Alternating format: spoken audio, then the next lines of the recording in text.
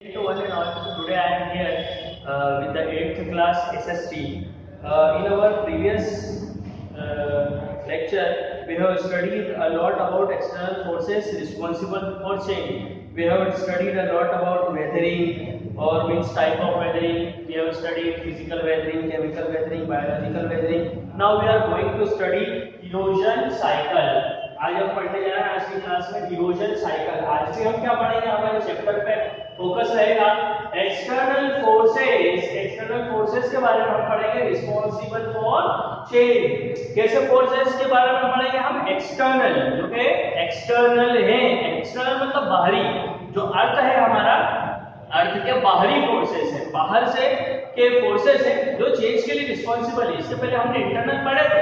Internal मतलब कि जो अर्थ के अंदर होते हैं, जैसे कि अर्थक्वेक अर्थ के अंदर से होता है, वोल्केनिक इरप्शन अर्थ के अंदर से होता है, तो इंटरनल चेंज थे। Now we are going to study the external change that is responsible for change, जिसके कारण अर्थ के लैंडफॉर्म्स के अंदर बहुत से चेंजेसमेंट होते हैं। फर्स्टली हम डिस्कस करने जा रहे हैं इरोजन साइकिल। इसके बाद हम डिस्कस करेंगे फंक्शन ऑफ रनिंग वाटर और रिवर और रनिंग वाटर का फंक्शन। और उसके बाद हम स्टडी करेंगे landform made by the river erosion के कारण जो लैंडफॉर्म्स, नए लैंडफॉर्म्स फॉर्म होते हैं, उसकी हम स्टडी करेंगे। तो सबसे पहले हम डिस्कस करने जा रहे हैं erosion cycle. So let's understand and let's discuss the changing external forces also work along with the weathering. These forces continues to aid to make the surface flat, and they also work for the weathering, transportation and deposition. देखिए जो ये external forces हैं हमारे, या जो कहना चाहिए कि इरोजन साइकिल है, ये क्या करती है, अर्थ को फ्लैट करती रहती है, और कहीं ना कहीं ये वेदरिंग के लिए, ट्रांसपोर्टेशन के लिए और डिपोजिशन के लिए रिस्पांसिबल होती है। इसी को हम कहते हैं हमारी इरोजन साइकिल। अब जो रिवर है या ग्लेशियर है या विंड है, अंडरग्राउंड वाटर है, ये सारी के सारे इसके एजेंट है। क्या के एजेंट है? इरोजन साइकिल के। इरोजन मतलब क्या? किसी चीज का एक जगह से जगह शिफ्ट होकर दूसरी जगह चले जाना। हम सॉइल इरोजन पढ़ते हैं कि नहीं पढ़ते? सॉइल इरोजन में क्या होता है, जो मिट्टी होती है वो एक जगह से दूसरी जगह चले जाती है। The surface levelling can be classified into the surface. अभी जो सरफेस लेवलिंग है, मतलब कि जो इरोजन साइकिल है, लेवलिंग हो रही है, एक तरह की सरफेस की लेवल हो रहा है। इसको दो भागों में बांटा गया है, एक तो है स्लो वेस्टिंग और दूसरी है rapid wasting. Okay, the rapid erosion cycle shift the rock from its original place. जो दो होती है, स्लो वेस्टिंग और रैपिड वेस्टिंग। इसमें जो रैपिड इरोजन साइकिल होती है, वो रॉक्स जो होती है उसको अपनी ओरिजिनल प्लेस से दूसरी जगह शिफ्ट करती है। ओके, जैसे कटिंग के द्वारा, पीलिंग के द्वारा एक जगह से दूसरी जगह शिफ्ट करती है। So that high elevated areas gradually decrease. इस तरीके से जो हाई एलिवेटेड एरियाज है वो डिक्रीज हो जाते हैं, और इसको हम स्लो वेस्टिंग और डेल्यूडेशन भी कहते हैं। ओके, इसमें एक पिक्चर है, वो पिक्चर मैं आपको सेंड कर दूंगा, उसके माध्यम से आपको समझ में आएगा। The process of shifting the broken और unbroken material down is called transportation. अब ये जो ब्रोकन मटेरियल है, एक बार ब्रोक कर दिया, जो रनिंग रिवर है उसमें मटेरियल को या रॉक्स को ब्रोक कर दिया, अभी जो ब्रोकन मटेरियल है जब ये आगे बढ़ेगा रिवर के फ्लो के कारण, तो हम उसको ट्रांसपोर्टेशन कहेंगे। द प्रोसेस, अब इसके बाद में डिपोजिशन की प्रोसेस आती है। जो लो लाइंग एरियाज होंगे वहां पर जब रनिंग वाटर है वो स्लो हो जाएगा। जाहिर सी बात है, जो हाईलैंड होते हैं, हाईलैंड मतलब कि आपको मालूम है अर्थ जो आपकी रिवर्स होती है वो माउंटेन से निकलती है, हाईलैंड से निकलती है। अब जब लो लाइंग एरियाज आते हैं, जब लो लैंड में आते हैं, तो लो लैंड के अंदर क्या होता है कि जो इसकी प्रोसेस है, मींस जो इसकी बहने की प्रोसेस है, फ्लोइंग ऑफ रिवर से वो स्लो हो जाता है। तो स्लो के कारण वहां पर ये क्या करती है, डिपोजिशन का काम करती है। Okay, as long as the material field of the whole sits height keeping on growing, this process is the height wasting. Okay, आगे हम बात करेंगे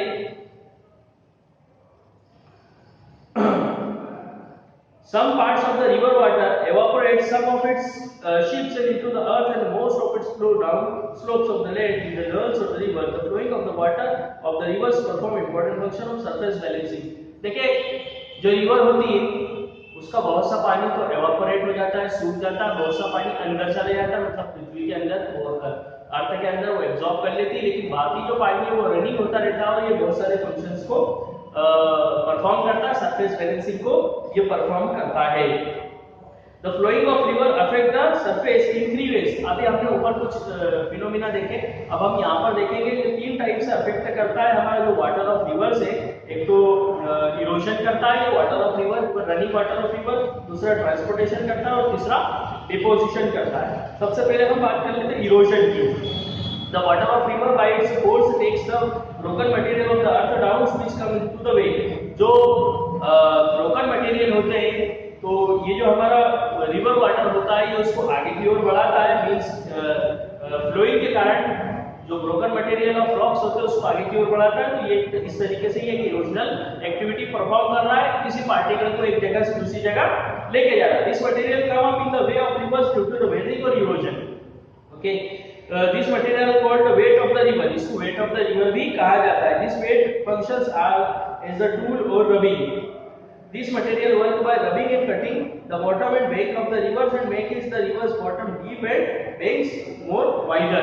देखिए ये जो मटेरियल होता है या जो ये रिवर वेट होता है इसमें क्या होता है, हमेशा जो पानी का फ्लो होता रहता है उसके कारण रबिंग होती रहती है। रबिंग के कारण जो इसका जो बैंक्स है ये इसको और ज्यादा वाइडर बनाता है, चौड़ा बनाता है और रिवर्स को और ज्यादा डीपर बनाता है। ओके, तो इस प्रोसेस को हम इरोजन कहते हैं।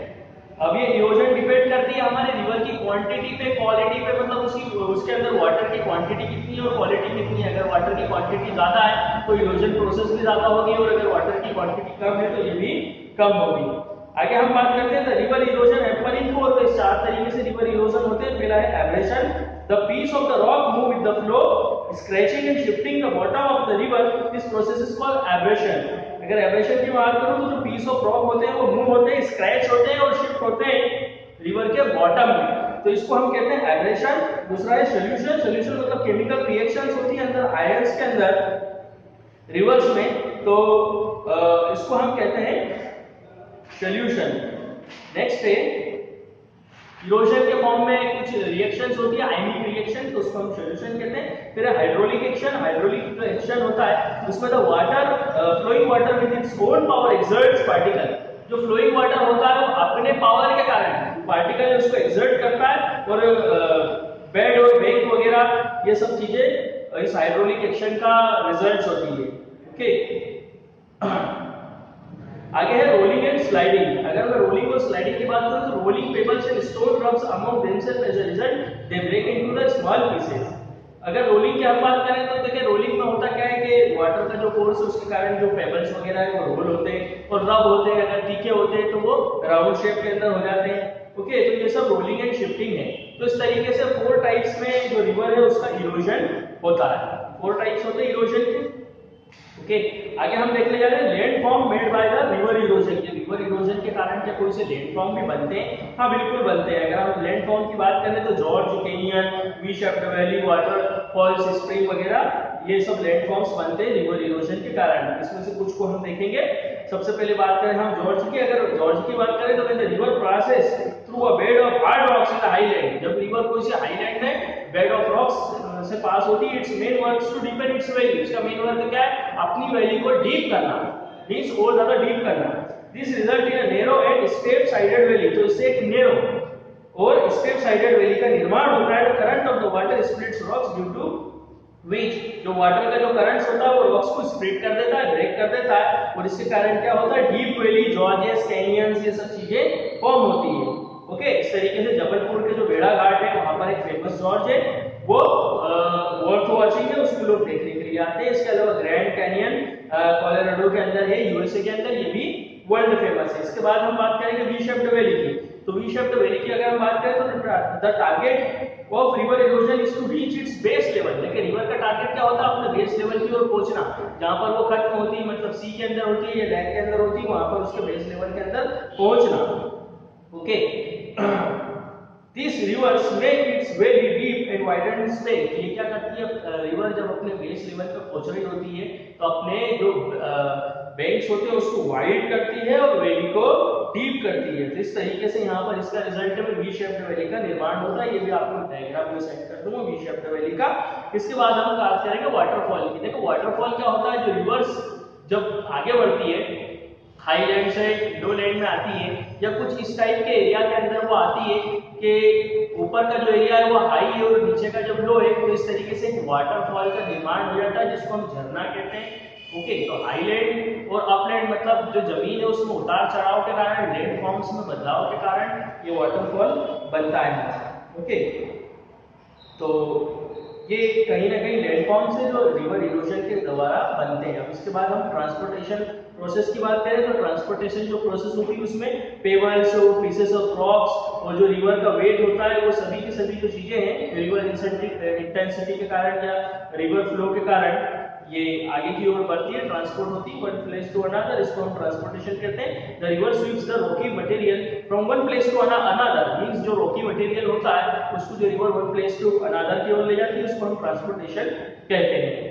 अब डिपोजिशंस की हम बात कर रहे थे, तो देखिए डिपोजिशंस में क्या होता है, जब रिवर हमारी हिली एरियाज से प्लेन एरियाज में शिफ्ट होती है। आपको सबको मालूम है कि रिवर निकलती कहां से, रिवर्स जो निकलती है वो हाई माउंटेन से निकलती है। हमने टू टाइप्स की रिवर्स देखी थी, पेनिनसुलर रिवर और हिमालयन रिवर। थोड़ी देर के लिए हम हिमालयन रिवर की बात कर लेते हैं। हिमालयन रिवर जो हाई हमारे माउंटेन से या हाई हिमालय से वहां से निकलती है। जब वो वहां से निकलती है तो वहां से निकलने के कारण जब ये हाई एरिया से लो एरियाज में आती है, मतलब नीचे प्लेन एरियाज में जब एंटर करती है तो यहाँ पर इसकी जो रनिंग कैपेसिटीज है स्लो हो जाती है, इसकी फ्लो होने की कैपेसिटी है ये कम हो जाती है, स्लो हो जाती है। तो स्लो होने के कारण वहां पर जो उसमें एल्यूवल सॉइल वगैरह या जो दूसरी सॉइल से लेके आती है वो शिफ्ट होना शुरू हो जाती है, और कभी कभी फ्लड होने की वजह से, बाढ़ आने की वजह से पूरे एरिया में वो मड़ी एरिया वगैरह हो जाता है। तो ये इस प्रोसेस को हम डिपोजिशन कहेंगे क्योंकि कहीं ना कहीं जो यहाँ पर एलिवल सॉइल से इसका डिपोजिशन शुरू हो जाता है। Okay, when rivers falls into a lake or sea then it deposits all its weights there। अब जब ये कोई सी सी में और लेक में डिपॉजिट्स फॉल होती है रिवर, आपको पता है तो लेक में होगी या सी में खत्म होगी, तो अपनी जो सारा डिपॉजिट्स है और जो सारा वेट्स है वो वहां पर खत्म कर देती है। ओके, इसके अलावा जो इसकी डिपोजिशन प्रोसेस है ये सब कुछ चलती रहती है, प्लेन्स में ज्यादा डिपोजिशन प्रोसेस होती है। ओके, आगे हम बात करेंगे the river performs deposition work in the plain and low lying areas also forms. देखिए जो भी रिवर अपना डिपोजिशन प्रोसेस परफॉर्म करती है लो लाइंग एरियाज के अंदर, तो ये कुछ 3 to 4 टाइप से करती है। Alluvial fans, oxbow rock, oxbow lake, natural levee and flood plains, और इसके अलावा होता है डेल्टा। वो 5th नंबर पे है एस्चुअरी, मींस 5 तरीके से ये डिपोजिशन को परफॉर्म करती है। वो हम 1 by 1 देखेंगे और ये आपका आखिरी पार्ट भी है। पहले हम देखें alluvial fans, plain alluvial fans. The velocity of the river water is reduced due to the reduction in the slope when it enters the plain after leaving the mountain, hence the rock material is known as alluvial phase. Okay, phase is deposited at the foot hills.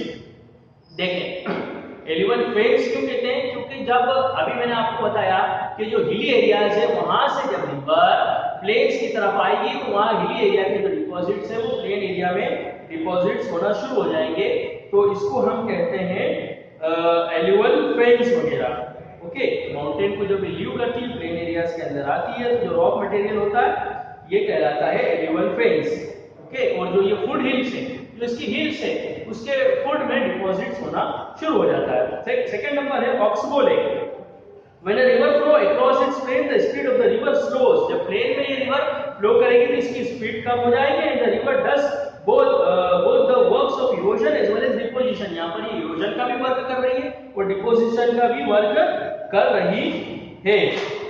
Even a small obstruction will force it to bend its parts। अगर बीच में कोई छोटा सा obstacle भी आता है, रोड़ा भी आता है, तो ये अपने पाथ को बेंड कर लेगी। A river normally flows curved path rather than going straight। अब आपने देखा होगा रिवर कभी भी स्ट्रेट नहीं जाती बल्कि एक कर्व्ड पाथ, आड़ा जो टेढ़ा मेढ़ा मींस कर्व्ड है, कह लो इसको इस तरीके से कर्व्ड पाथ को कवर करती है जो आपकी रिवर्स होती है। To and fro movement of the river channel across its plain resulting development S shape. अब इस तरीके से टू एंड फ्रो रिवर्स जो इस तरीके से ये सीधे स्ट्रेट नहीं फ्लो होती है, टू एंड फ्रो फ्लो होती है, तो ये एस शेप के अंदर प्लेन एरिया में बन जाती है। तो इसके एस शेप के मेंडर्स बनते हैं और एंड के अंदर जो ये कर्वेचर है ये इतना शार्प हो जाता है कि ये मेंडर्स और लूप वगैरह को फॉर्म करता है। ओके, आगे हम बात करेंगे natural levee and flood plains. अब हम बात करेंगे natural levee and flood plains की। Natural levee is raised bank और embankment built by the river in the plain area। Plain area में जो रेज्ड बैंक या किनारा होता है उसको हम बोलते हैं नेचुरल ली। आगे हम बात कर लेते हैं sometimes during the flood the water flows over the embankment and spread widely. कभी-कभी बाढ़ के टाइम में, ज्यादा पानी आने के टाइम में जो पानी हमारे जो रिवर्स के अंदर जो बड़ी मटेरियल से एल्यूवल सॉइल वगैरह होती है वो आसपास बैंक में, बैंक के आसपास जो है जमा हो जाती है। This water deposits fine particle, ये जो इसमें कुछ फाइन पार्टिकल्स, मडी पार्टिकल्स वगैरह रहते हैं। When the flood is over, flood जब खत्म हो जाती है, पानी जमा हुआ है ना, तो फ्लड जब खत्म हुई तो जो मडी एरियाज है, मडी पार्टिकल्स वो वहां पर रह जाता है। इसको हम फ्लड प्लेन्स वगैरह कहते हैं। मींस इसको थोड़ा सा आप ब्रिटिश लैंग्वेज से हटके देखेंगे कि जो फ्लड एरिया रहते हैं, फ्लड एरिया वो जहां पर बाढ़ आती रहती है, तो ऐसे एरिया के अंदर जब बाढ़ आती है तो बाढ़ जो पानी है वो थोड़ा आगे तक के बढ़ जाता है। अब जब ये पानी यहाँ पर खत्म होता है तो मिट्टी वगैरह ये बड़ी मटेरियल्स यहाँ पर रह जाता है, तो ऐसे एरियाज को हम बोलते हैं फ्लड प्लेन्स। ओके, तो ये जो एरिया है ये गंगा ब्रह्मपुत्र के जो प्लेन है, इसी तरीके से ये फ्लड प्लेन्स है। आखिर क्या हम इसके बाद हम पढ़ते हैं डेल्टा।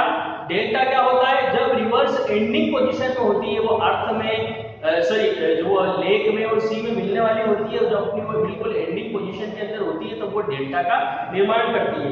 तो डेल्टा में जाने से पहले ये जो रिवर्स है उसकी केवल और केवल वन स्ट्रीम नहीं बल्कि अपने आप को वो ब्रांचेस के अंदर डिवाइड कर लेती है, न्यूमरस ब्रांचेस के अंदर। इसको हम डिस्ट्रीब्यूटरीज वगैरह कहते हैं। अब ये रिवर के पास में कोई अल्टरनेट नहीं होता है, खाली बस एक ही अल्टरनेट होता है उसके पास कि वो अपने आप को डिस्चार्ज कर ले सी में या लेक में। ओके, और यहाँ पर वो अपना जो भी लोड लेके आती है उस पूरे लोड को डिस्चार्ज कर देती है। ओके, जैसे कि गंगा ब्रह्मपुत्र का डेल्टा या नाइल डेल्टा या मिसिसिपी डेल्टा ये बिगेस्ट डेल्टा है दुनिया के अंदर माने जाते हैं। आखिरी के अंदर है एस्ट्यूरी। एस्ट्यूरी मतलब some of the river do not form delta at their meeting point. बहुत सी रिवर्स ऐसी होती है कि जो अपने मीटिंग पॉइंट मतलब सीज और लेक से मीटिंग पॉइंट में डेल्टा का निर्माण नहीं करती है, और ये जो रिवर्स होती है बिकम वाइडर, चौड़ी हो जाती है eight their meeting point with the sea and sea waves sweep away with the waters of the river। इसके अलावा ये चौड़ी हो गई, चौड़ी होने के कारण जो सी वाटर्स वगैरह होता है वो अपनी वेव्स वगैरह के कारण इसको अपने अंदर समाहित कर लेता है, ले लेता है। Most of this places remain lower. वो ये जो एरिया ज्यादातर जो प्लेसेस है ये लोअर रहती है, तो इसको हम कहते हैं एस्ट्यूरीज। इन इंडिया, अगर इंडिया की हम बात करें तो नर्मदा और तापी जो नदी है वो एस्ट्यूरीज का निर्माण करती है। ये जो एस्ट्यूरीज इसके मीटिंग पॉइंट्स है। तो आज के लिए इतना ही। कल के वीडियोस के अंदर हम फंक्शंस ऑफ ग्लेशियर्स वगैरह देखेंगे, ग्लेशियर्स के फंक्शंस को देखेंगे। ओके, तो यहाँ पर आज हमने पढ़ा, इसको थोड़ा सा ध्यान से देखिए। सबसे पहले हमने पढ़ा इरोजन साइकिल। इरोजन के बाद में हमने फंक्शंस ऑफ रनिंग वाटर पढ़ा, मतलब फंक्शंस ऑफ रनिंग वाटर और रिवर और लैंडफॉर्म्स मेड बाय रिवर। हमने कुछ लैंडफॉर्म्स वगैरह देखे। ये सारी चीजें हमने देखी। अब आपको अगले 1-2 दिन के अंदर मैं इसके आगे के चैप्टर्स वगैरह प्रोवाइड कर दूंगा। अभी एक आपका होमवर्क ये रहेगा कि अभी तक मैंने आपको जो लेसन्स वगैरह दिया है, मींस ये जो लेसन 7 के स्नैपशॉट वगैरह प्रोवाइड कर रहा है, उसको आप घर पे बैठ के अपनी CW कॉपी में लिखेंगे। और आज जो मैंने आप लोगों को समझाया है उसको एक बार घर पे रीड करेंगे, क्योंकि रीड नहीं करेंगे तो समझ में नहीं आएगा। पहले एक बार लेक्चर्स को सुनेंगे और उसके बाद में सेकेंडली उसको रीड करेंगे। तो आज के लिए बस इतना ही। 1-2 मिनट के लिए मैं आपको यहाँ पर छोड़े जा रहा हूँ, आप इसकी स्टडी कर लें 2 मिनट के लिए। तो ओके, आज के लिए इतना ही। जय हिंद, जय भारत।